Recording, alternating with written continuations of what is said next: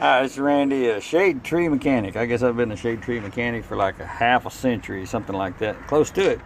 And this is my workshop, as you can see, except there's no shade right now because the sun has moved on. But I do have trees to give me some shade when I need it.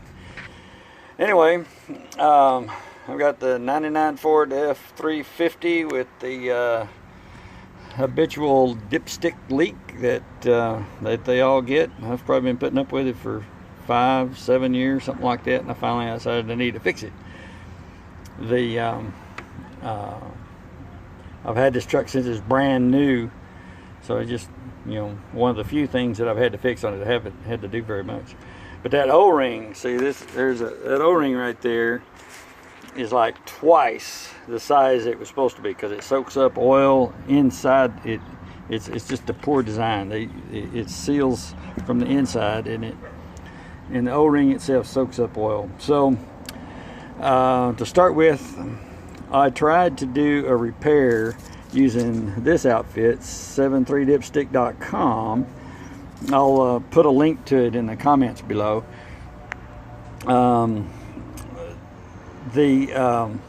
And I was all ready to put it in. I did all the steps and everything. There's a lot of instructions on the website. It shows how to do it all. And come to find out,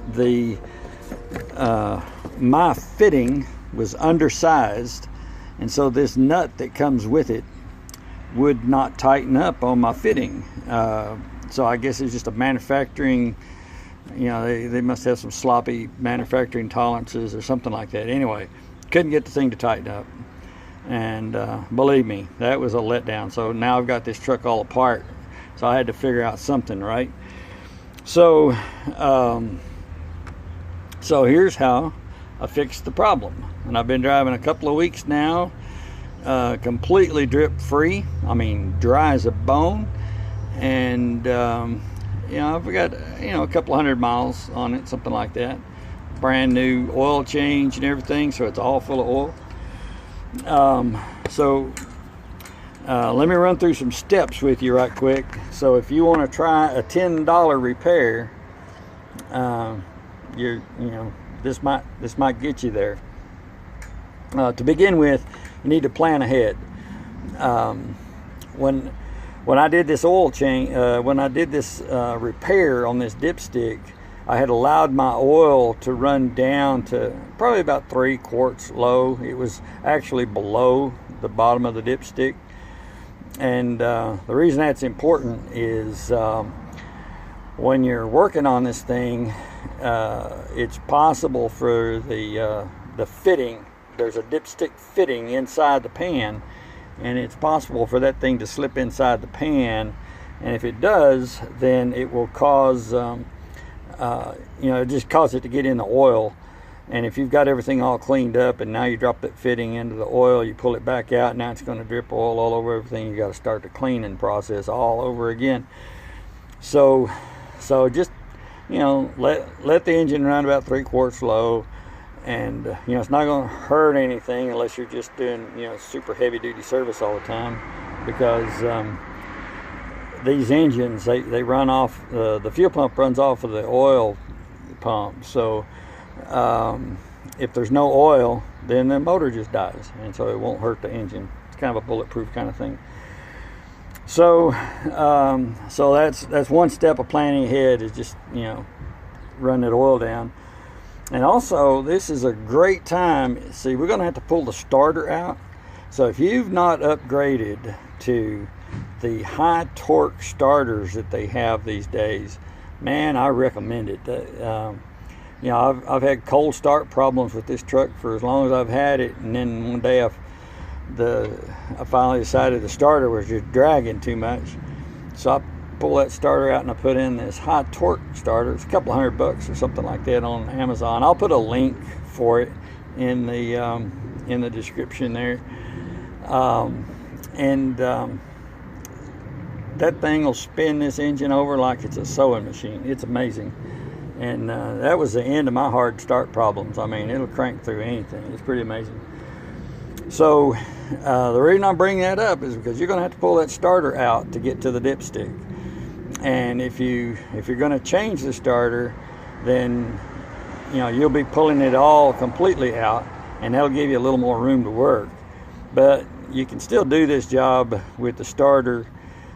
You have to pull the starter loose and then just hang it with some tie wire, if you don't want to unhook it from the wires. So next thing, I'm a shade tree guy, so I'm laying on the dirt underneath the truck, so I use a big old commercial sized cookie sheet to lay all my stuff on. You can go down to the auto supply and get an oil drip sheet, like a big wide, looks like a cookie sheet that you'd put in the oven, but it's only a lot bigger. Gives you room to throw all your tools and keep your stuff out of the dirt and all that. And another thing I use is some 14 gauge electric fence tie wire. This tie wire is, it's for electric fence, but man, I bought a big spool of it years ago, and it's been handy for everything under the sun. I mean, you know how it is when you're a shade tree, right? So,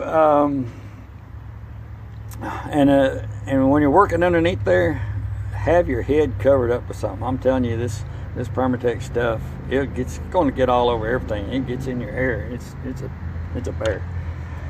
So, special tool you need. Now look at here. This here is a 20 gauge bore cleaning brush. Out of my gun cleaning kit. It's for my 20 gauge shotgun. This is a perfect fit to slip into that dipstick fitting, and you'll notice, look real careful, I got it looped around there with a wire, so I've got, it's about a foot of wire, something like that, and I got a hook on the end so it'll hold that nut while I'm doing my cleaning and stuff. You've got to hold on to that fitting, because once you take the nut off, if that fitting falls in the hole, now the only option you got is like a $300 repair kit that you can get. And you'll have to wait for shipping and all that stuff, so you don't want to go that route if you can keep from it, because remember, we're trying to do shade tree style, right? The $10 repair. All right, so so you got these special tools, and the other most important thing is this Permatex Ultra Black. I don't know if you can see it all right. Permatex Ultra Black. It's an oil resistant compound. So there's other compounds out there. Some might dry faster, but I know that Permatex Ultra Black is designed to be oil resistant, and I know I had good results with it. But when you're going to work on this thing, you've got to plan on having your truck down for 24 hours, because it's got to set. You want to give it as much cure time as you can. Permatex recommends 24 hours.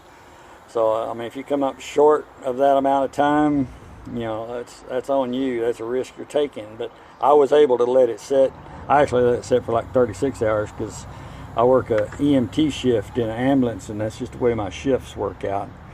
And it's another reason why I'm doing a $10 repair, because if I went to the auto mechanic and had this done, it was going to be about $500, and that's almost 3 days worth of work for me. So you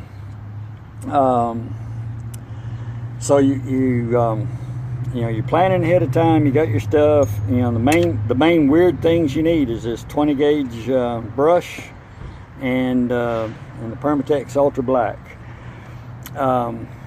So to begin with, to do this repair, since you're going to be pulling the starter out, you want to disconnect the negatives on your batteries.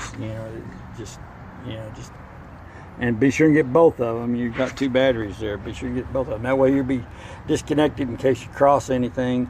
You won't set a big old spark off in your face. And then the next thing you need to do is you're going to take the dipstick. It's got a right down in here. Can't hardly see it because my engine is so clean. But right down in here is a nut that holds it on there. That's the mount for the dipstick. And then see this wire connection right here, and then you've got a wire loop right there. So those two need to be disconnected so that you can, just take them loose from the dipstick tube, so that you'll be able to move that. And that one nut is the only one you got to undo. So then, so you get the batteries disconnected and get that loosened up. Get the dipstick tube loosened up from up above. Pull the dipstick out, because it'll be in your way if you don't. And now you're ready to go into the truck. I'm not going to take you into the truck because nothing but it's dirt. I got a dirt floor under there, and I don't have it up on jacks right now. And there's not much you can see. So you get underneath, and before you pull anything apart, you take the starter motor out, get that out of your way, use some of that tie wire to loop it up, or take it completely out, whatever you want to do. And then you're going to take your wire brush and some carburetor cleaner or brake cleaner, whatever your favorite thing is for getting grease off of stuff.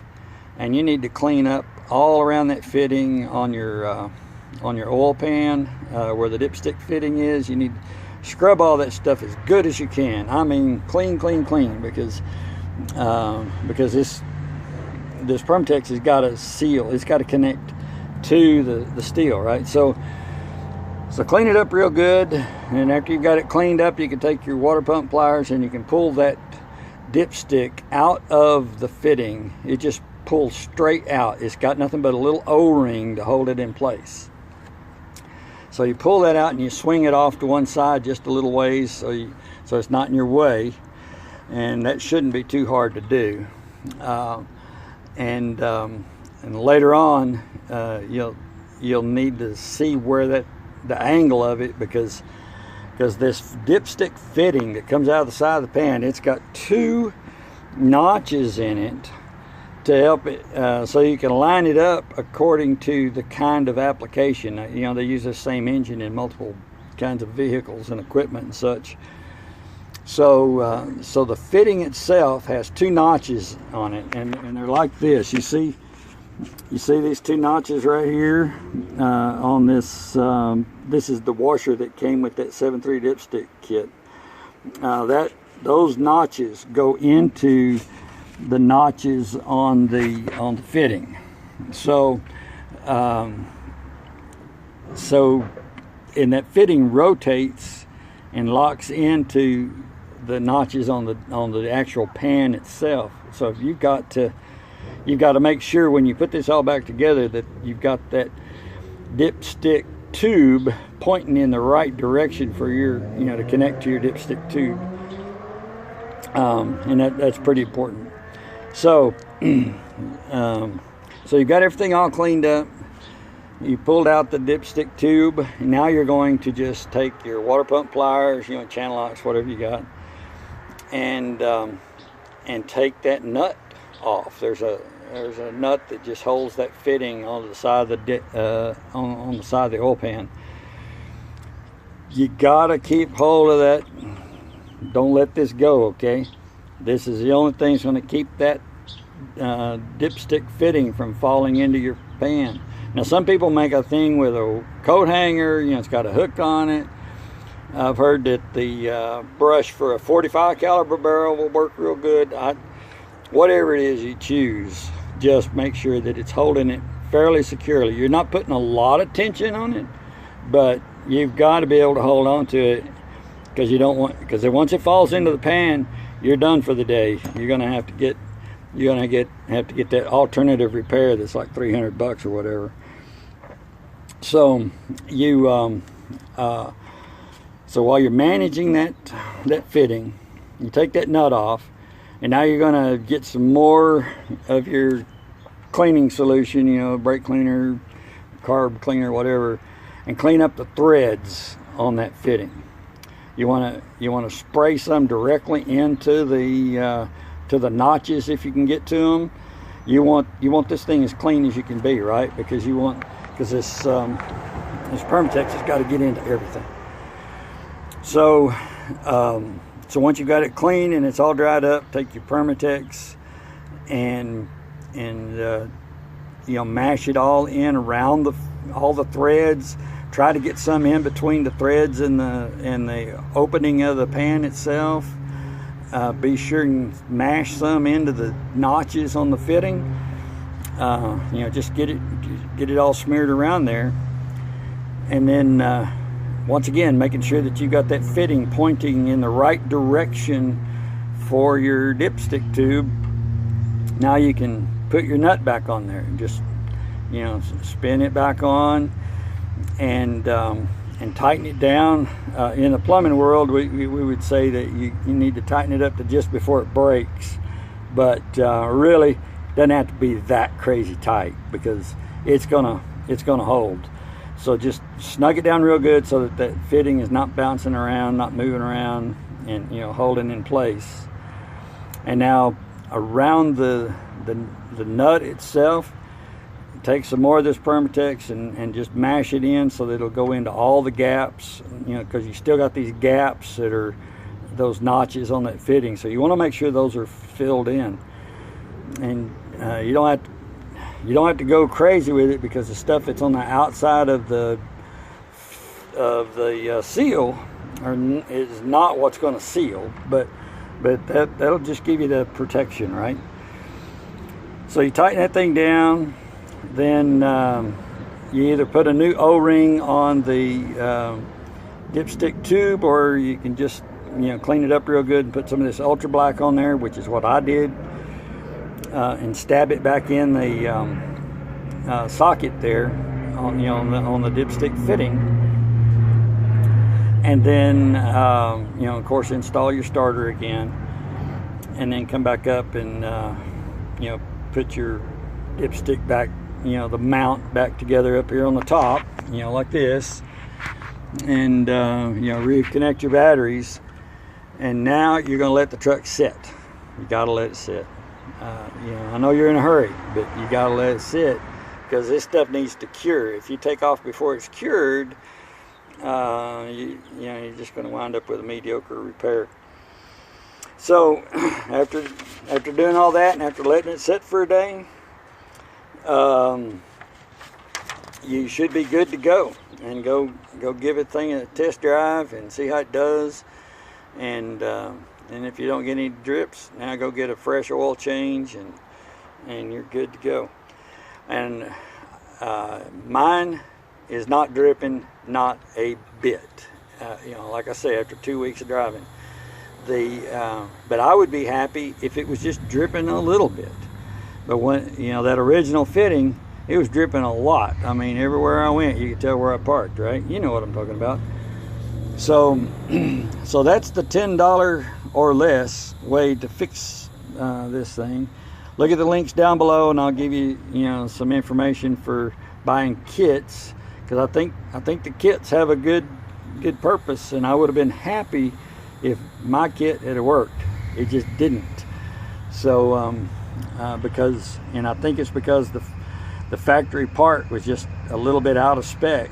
That's the only thing I can figure, because I could not get that nut to, you know, I'd spin it down, and then it would just it never tightened. So that was really frustrating. And I want you to notice this washer comes with the kit, and if I'm going to get that gasket material off of that thing, I'm going to have to use a scraper to do it. I'm telling you, it holds on there good. So give it a chance to do its work. And that's all I got for today. I hope you have a good day under the shade tree.